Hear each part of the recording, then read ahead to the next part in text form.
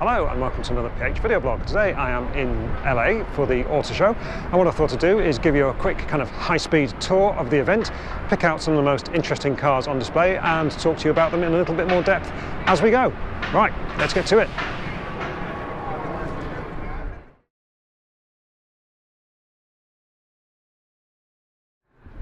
Right, you can't come to an American motor show and not have a look at some pickup trucks, can we? The one behind me is the F-150 Raptor, one of my favourites, but there is bad news. Look, it's gone from a 6.2 litre V8 to a 3.5 litre twin-turbo V6. What the hell's with that? What's the truck, one might say? Well, Ford will tell you that the EcoBoost engine, yes, an EcoBoost in a Raptor, is more powerful. It's got 450 horsepower rather than 410 from the old V8. It's got more suspension travel, 13 inches front and 14 inches back. It's got aluminum construction, so it's lighter. It's got a 10-speed gearbox, it's got a Baja mode, it's got all the gear, but a V6 in a Raptor? Right, so there I was just moaning about the Ford Raptor going to a V6. Here is the solution. This is a Dodge Ram TRX Rebel. It has a 6.2 litre V8 Hemi, V8 with a supercharger, and it has 575 horsepower. That's enough to be going on with, I think.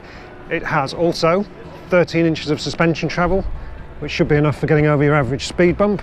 It appears to have side exhausts, and it does also, like the Raptor, have a Baja mode. Jobbed, I think.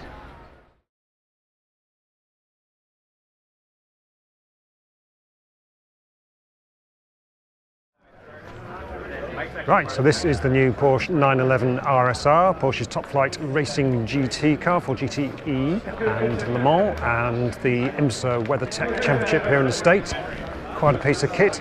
It's got the 4 litre direct injection flat 6 in it with about 510 horsepower depending on your power restrictions. Oh, and they've turned it around and it's now mid-engine. Yes, this is a mid-engine 911. Let's have a quick look around it.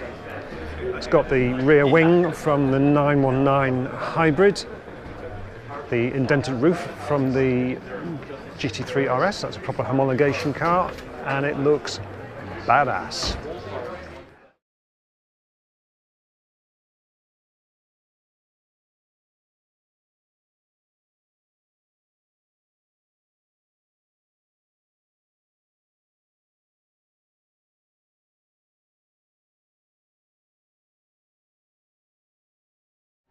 Right, so this is the Alfa Romeo Stelvio. I think probably one of the most exciting cars here at the LA show. Certainly the one that caused the biggest bun fight when it was unveiled in a separate little tent thing over the way. It was literally standing room only, you couldn't get in because there was a very large man blocking the door saying it was full.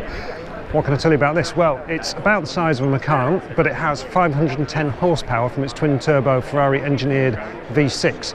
Which is pretty impressive given the most powerful Macan only has 440 horsepower. Quite rare that you find Porsche caught with its pants around its ankles, but I think Alfa Romeo might just have achieved that. Now, whatever you think about fast SUVs, you know, it's probably not a beautiful car, but it is certainly effective. It is a massive statement of intent from Alfa Romeo, and I think a pretty exciting product.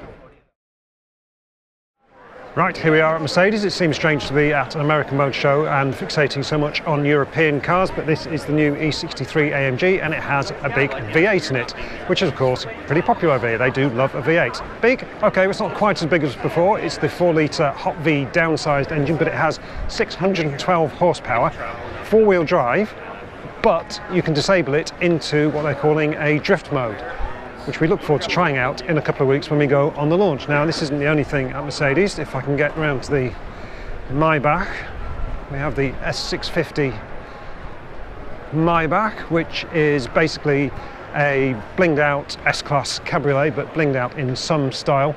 It will cost you 300,000 euros, and they're only making 300 of them. The main focus for this car is the very lavish interior. It's pretty clearly an S-Class cabriolet. It's still got the star on the bonnet, but it's got some unique Maybach features, lots of extra chrome and a few other bits and bobs as well. Pretty impressive piece of kit, I think you'll agree.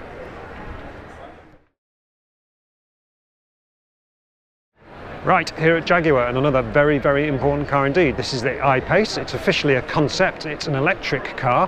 Where better to launch that than here in California, home of Tesla.